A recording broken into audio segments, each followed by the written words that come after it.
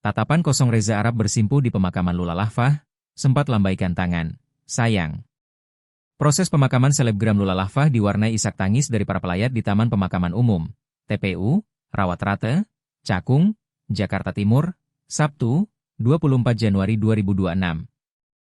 Di antara linangan air mata dan isak tangis yang terdengar, kehadiran musisi dan konten kreator Reza Arab kekasih Lula Lahfah tampak menyita perhatian publik. Reza Arab justru termenung dengan tatapan kosongnya menyaksikan detik-detik jenazah sang kekasih masuk ke dalam liang lahat.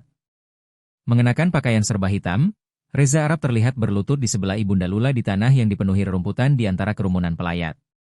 Matanya terlihat berkaca-kaca kemudian jatuh, dan pada beberapa momen, ia menundukkan wajahnya. Bahkan, Arab sempat menunjukkan gestur tangannya seolah tak terima saat jenazah Lula diturunkan ke liang lahat.